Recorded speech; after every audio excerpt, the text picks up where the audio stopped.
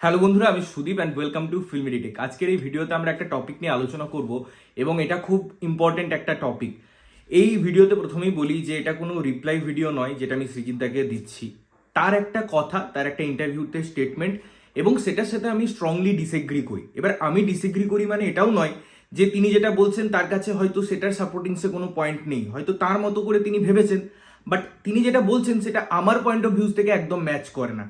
তো কথা হচ্ছে, কালকে একটা ইন্টারভিউ যেটা রূপমের চ্যানেলে এসেছে এবং সেখানে অনেক কিছু টপিক নিয়ে আলোচনা হয়, বাট একটা টপিক আছে যেটা নিয়ে আমি কথা বলবো। তারও আগে বলি যে এই যে ইন্টারভিউ যারা আমাদের কমিউনিটি থেকে করে সেগুলো কত ভালো, কত কনস্ট্রাকটিভ ওয়েতে প্রেজেন্ট হয় আপনারা দেখবেন। আমি সাগুনীলের কথা বলি, রূপমের কথা বলি, তারা যখন কোয়েশ্চেন করে, তারা যখন সেগুলোকে প্রেজেন্ট করে, এরকম ভাবে কিন্তু আগে বাংলায় ইন্টারভিউ হতো না, যেটা স্ট্রেট কাট একদম তার সিনেমা সম্পর্কে, তার জার্নি সম্পর্কে। আজকে অন্য চ্যানেলগুলো সেরকম করার চেষ্টা করছে, but end of the day আপনাকে যদি ভালো ইন্টারভিউ দেখতে হয় তাহলে এই চ্যানেলের ইন্টারভিউগুলো দেখুন। আজকে রূপমের যে আমি ইন্টারভিউ থেকে কথা বলবো সেটাই অনেক ধরনের কোশ্চেন, অনেক ধরনের কথাবার্তা হয়েছে, বাট যেটা আমাকে হিট করে ডাইরেক্টলি অর ইনডাইরেক্টলি, সেটা হচ্ছে এই যে উত্তম কুমার বাবুর আশা এবং সেখানে এই যে মনোক্রম পুরোটা ব্যবহার না করা, সেখানে কালারের একটা ব্যাপার আছে। এবার আমি এই ভিডিওটা দিচ্ছি না, তার একটা সংক্ষেপে সারমর্ম তোলার চেষ্টা করছি, যেটা সৃজিত বাবুর বক্তব্য।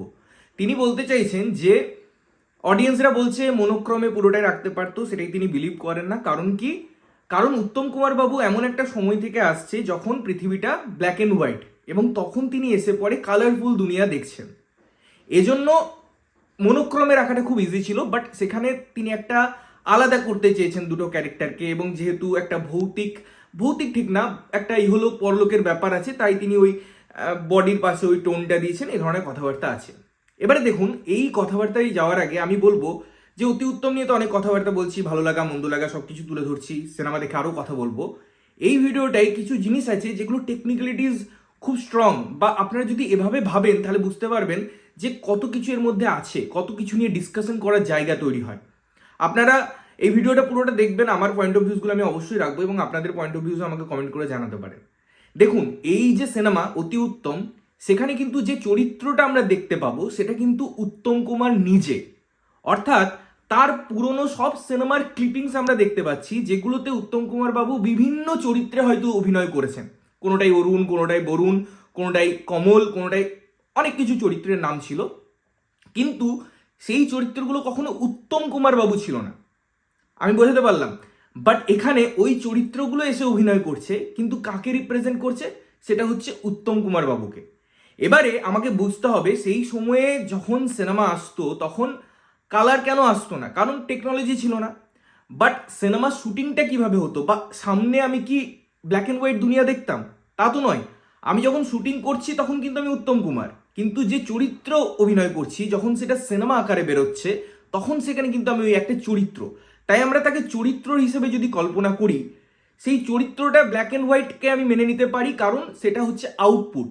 তিনি যেভাবে শুটিং করছেন একটা রিয়েল দুনিয়ায়, সেখানে তো ব্ল্যাক অ্যান্ড হোয়াইট নেই, সেখানে তো সব জিনিসটাই কালারফুল। তিনি লাল চেয়ারে বসেই শ্যুট করছেন, কিন্তু আমরা আউটপুটে কি দেখছি? সেটা ব্ল্যাক অ্যান্ড হোয়াইট দেখছি। তিনি হয়তো একটা লাল রঙের আইসক্রিম খাচ্ছেন, সেটা আমরা আউটপুটে কি দেখছি? একটা সাদা রঙের বা কালো রঙের হয়ে যাচ্ছে, বা ছাই রঙের হয়ে যাচ্ছে একটা আইসক্রিম খাচ্ছি। কেন? কারণ টেকনোলজি। তখন কালার জিনিসটা আমরা সিনেমায় দেখতে পেতাম না। তাই আমরা কখনো এটা বলতে পারি না যে সেই সময়ে যে সিচুয়েশন ছিল, উত্তম কুমার বাবু কালার পৃথিবী দেখেননি, কালারফুল পৃথিবী দেখেননি। তিনি আজকে এই সময়ে এসে কালারফুল পৃথিবী দেখছেন। এই স্টেটমেন্টটা ইটসেলফ রং স্টেটমেন্ট। আমি আবারও বলছি, এখানে যদি আমি ওই সিনেমায় কোনো উত্তম কুমার বাবুর চরিত্রকে নিয়ে আসতাম অতি উত্তমে, মানে আমি সুদীপ ভট্টাচার্য, আমি হয়তো একটা চরিত্র করেছি, সেটা হচ্ছে হয়তো রূপম। এবারে রূপমের চরিত্র যদি অতি উত্তমে আসতো, তাও ব্ল্যাক অ্যান্ড হোয়াইটে জাস্টিফাই করে, কারণ সেই সময়ে সে সাদা কালোর মধ্যে আছে পর্দায়। বাট আমি সুদীপ হিসাবে সেই জায়গায় তো আমি কালারফুল দুনিয়া দেখেছি, তো আমি সেখান থেকে এখনো এসে তো আমি কালারফুল দুনিয়া দেখতে পারি। তাই পুরো জিনিসটা কালারফুল করা, উত্তম কুমার বাবুকে রিপ্রেজেন্ট করার জন্য বা মনোক্রমে করা, এর মধ্যে কিন্তু কোনো মানে দ্বিমত থাকতে পারতো না। এটা নিয়ে কোনো ক্রিটিসাইজ হওয়ার জায়গা থাকতো না, কারণ এই লজিকগুলোর পিছনে এস্টাবলিশ করা যেত। এবারে আসি যে এখানে কি জিনিস পুট করা যেতে পারতো, কি এর মধ্যে কথা বলা যেতে পারতো, তাহলে পরে স্টেটমেন্টটা হয়তো ভালো হতে পারতো, ঠিক হতে পারতো। এখানে স্টেটমেন্টে দেওয়া যেতে পারতো যে তখন যে সময়ের সুযোগ সুবিধা বা টেকনোলজি, সেগুলো অত উন্নত ছিল না। সেগুলো এখন এসে পরে আরো গ্লোরিফাই হয়েছে, সেগুলো আরো উন্নত হয়েছে। এই যে তিনি কয়েকটা রেস্তোরাঁর কথা বলেছেন, সেই সময় হয়তো সেগুলো অত উন্নত ছিল না, যদি কিছু থেকেও থাকে। আজকে কফি হাউস ভাবুন যেরকম হয়ে গেছে, কিছু কিছু জায়গায় তো চেঞ্জ হয়েছে অবশ্যই।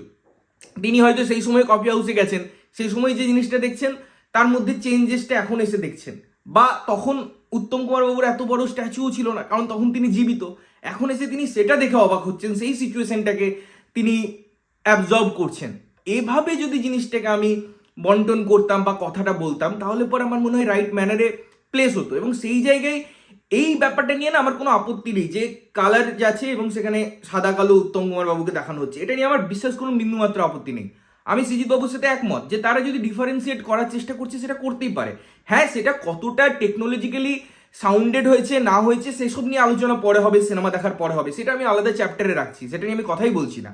কিন্তু থিঙ্কিংটা এবং তার এক্সিকিউশন করার ধরনটা আমার মনে হয় তিনি যে ইন্টারভিউতে স্টেটমেন্ট দিচ্ছেন সেটার সাথে জাস্টিফাই হয় না। আমরা এই পয়েন্ট আউটগুলো করছি, আমরা এই জিনিসগুলো নিয়ে ভাবছি, এগুলো আমার মনে হয় মেকার্স ক্রিয়েটারদের ভাবা উচিত ছিল যে আমি ইন্টারভিউতে এরকম কোশ্চেন ফেস করলে কি অ্যান্সার দেবো। এই অ্যান্সারটা কখনোই কাম্য নয় যে সেই সময় উত্তম কুমার বাবু রঙিন পৃথিবী দেখেননি, এখন এসে রঙিন পৃথিবী দেখছেন, তাই তাকে সাদা কালো রাখা হয়েছে, বাকিদেরকে কালারফুল রাখা হয়েছে, পুরোটা মনোক্রমে হয়নি। এই পয়েন্টটা আমার মনে হয় জাস্টিফাই করে না। বাকি সিনেমার যদি আমি অন্যান্য পার্টের কথা বলি, সেটা যেটুকু ট্রেলারে আমরা দেখেছি সেটা অবশ্যই আমি যেমন কথা বলেছি সেরকমই লেগেছে। গান একটা দুটো রিলিজ করেছে বা আমরা শুনতে পাচ্ছি, গানগুলো আমার খুব সুন্দর লেগেছে। আমি এই ভিডিওতেই বলে দিলাম, আলাদা করে রিভিউ করছি না। এবং সৃজিত মুখার্জির গান আপনারা দেখবেন সিনেমায় সবসময় ভালো হয়, এই সিনেমাতেও গান নো ডাউট ভালো এবং ভালো লাগছে শুনতে, পুরো জায়গাটাকে যেভাবে দেখানো হচ্ছে। কিন্তু এই গানের মধ্যেও যে গানটা রিলিজ করা হয়েছে সেখানের মধ্যেও ওই যে উত্তম কুমার বাবুকে ইউজ করা নিয়ে আমার আপত্তি আছে। গাড়িতে একটা জায়গা আছে যখন তিনি ক্যামেরার দিকে ফোকাস করে আছেন, তাকিয়ে আছেন, সেটা ম্যাচ করা যাচ্ছে না। অনেক টাইম নিয়ে কাজ করলেও আমার মনে হয় আরো প্রযুক্তির দরকার ছিল, তবে এই আউটপুটটা আরো বেটার আসতে পারতো। বাট দেখা যাক সিনেমাটাই তারা কিভাবে প্রেজেন্ট করে। বড় পর্দায় সেই ছোট ছোট জিনিসগুলো আমরা হয়তো মোবাইল স্ক্রিনে আরো ডিটেলে দেখতে পাচ্ছি, বড় স্ক্রিনে কতটা সেটা ঢাকা যায় বা আরো ডিটেলসে আমরা দেখতে পাই কিনা বা কেমন লাগে ওভারঅল সিনেমা, সেটা নিয়ে তো আমরা সিনেমায় কথা বলবো। বাট এটা ছিল আমার কথাবার্তা। তোমরা যদি এগ্রি করো আমাকে কমেন্ট করে জানিও, তোমাদের যদি অন্য পয়েন্ট অফ ভিউজ থাকে অবশ্যই সেটাকেও স্বাগত, সেটাও নিয়ে কমেন্টে আলোচনা করতে পারো। ততক্ষণের জন্য ভালো থাকবে, সুস্থ থাকবে এবং সবসময় ভালো জিনিস দেখবে। চ্যানেল যদি প্রথমবার দেখছো লাইক কমেন্ট শেয়ার করতে হবে, সাবস্ক্রাইব করতে হবে যাতে প্রত্যেকটা নোটিফিকেশন তোমাদের কাছে পৌঁছায়। ততক্ষণের জন্য টাটা।